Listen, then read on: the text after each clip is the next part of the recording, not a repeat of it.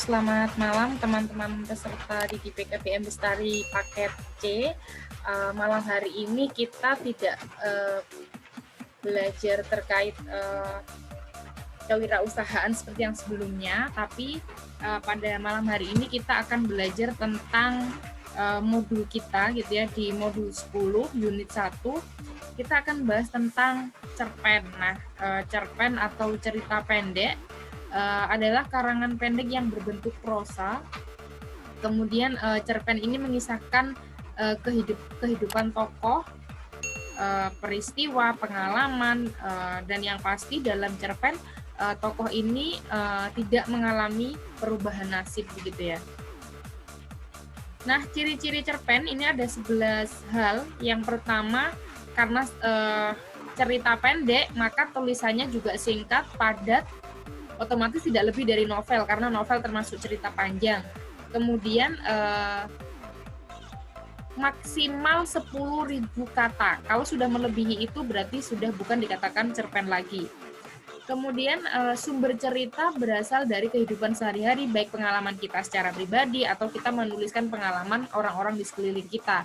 Kemudian tidak melukiskan seluruh kehidupan pelakunya. Jadi otomatis yang dicuplik, yang diangkat tidak keseluruhan. Misalnya kita menulis cerita tentang teman kita, otomatis tidak seluruh hal tentang teman kita yang kita tulis, tapi hanya satu bagian saja.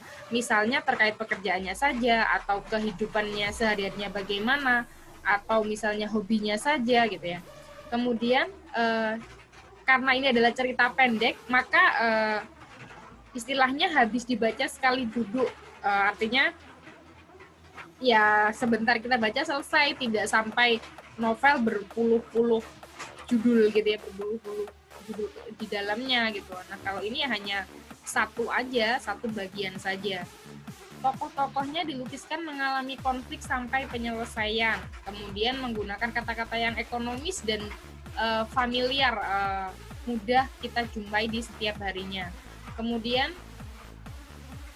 menimbulkan efek setelah kita membaca. Misalnya apakah kita mengambil pesan, oh ternyata dari tokoh si A kita belajar bahwa hidup itu sederhana, misalnya gitu ya. Artinya ada rasa yang perasaan yang muncul setelah kita membaca cerita pendek tersebut. Kemudian menceritakan suatu kejadian dari terjadinya perkembangan jiwa dan krisis, tetapi tidak menimbulkan perubahan.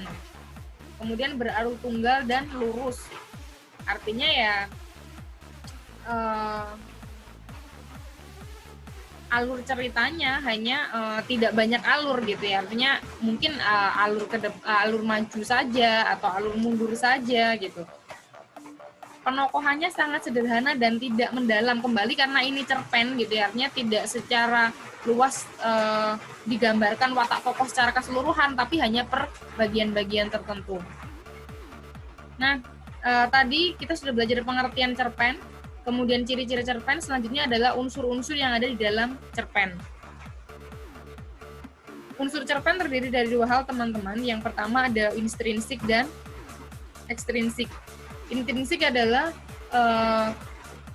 unsur-unsur yang membangun cerita tersebut. Nah, kalau ekstrinsik adalah di luar gitu ya, artinya di luar yang sudah ada dalam intrinsik. Makanya kita coba belajar dulu terkait. Nah, ini dia unsur-unsur intrinsik dalam cerpen. Jelas ada tema, misalnya tentang kehidupan manusia. Nah, kehidupan manusia ini banyak, apakah ketika manusia ini bahagia atau ketika manusia ini sedih gitu. Nah, itu. Kemudian latar atau setting. Misalnya yang diambil adalah kejadiannya ketika malam hari atau tempatnya di sekolah, di rumah. Selanjutnya ada alur atau plot. Ini menjelaskan apakah cerita ini misalnya dari ketika si tokohnya ini bangun pagi sampai malam hari, sampai siang hari, atau ini terjadi ketika si tokoh masih berusia anak-anak, atau justru sebaliknya, ini adalah cerita ketika tokoh ini jadi ceritanya sekarang si tokoh misalnya sudah dewasa. Nah, cerita ini terjadi pada ketika dia masih masa remaja misalnya. Kemudian ada penokohan. Penokohan di sini bisa wataknya si pelaku, apakah dia kategori apakah dia jahat misalnya, atau dia adalah tokoh yang jujur, sederhana gitu. Kemudian ada sudut pandang. Nah, kalau sudut pandang ini adalah sudut pandangnya kita sebagai penulis cerpen. Kalau misalnya dalam cerpen seringkali menggunakan kata aku, saya, beta, otomatis dia menggunakan sudut pandang orang pertama. Dia menjadikan dirinya sendiri sebagai bahan untuk menulis.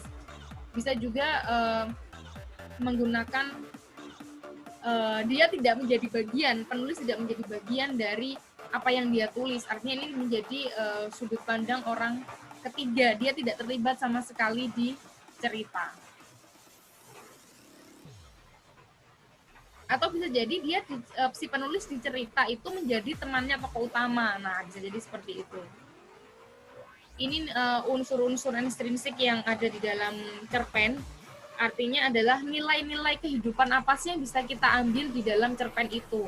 Itu adalah unsur ekstrinsik, bisa jadi terkait nilai moral, kemudian budaya, politik, sosial, ataupun agama gitu ya. Kalau kita lihat di cerpen-cerpen yang lama gitu ya, yang terbitan mungkin di 90, 80, ini lebih nilai-nilai ekstrinsiknya adalah lebih pada moral, kemudian budaya, agama, tapi semakin kesini, semakin berkembang, ada nilai politiknya juga, nilai sosialnya juga. Nah, teman-teman, sengaja saya hanya memberikan pemaparan secara singkat untuk terkait cerpen. Saya berharapnya teman-teman belajar langsung dari cerpen. Nah, di tugas Google Classroom, saya sudah menyediakan sebuah cerpen. Tugasnya teman-teman adalah menjelaskan tema apa yang diambil penulis, kemudian artinya unsur intrinsik dan ekstrinsik yang dipakai oleh penulis itu apa, gitu ya. Mulai dari temanya apa, penokohan watak-watak tokoh-tokoh di cerpen itu bagaimana, alur yang dipilih ini seperti apa, setting tempat ataupun waktunya seperti apa, juga nilai apa yang terkandung dalam cerpen tersebut. Ini ada di Google Classroom. Saya tunggu juga maksimal hari Selasa, teman. Saya terbuka ketika teman-teman mau diskusi di room chat ataupun di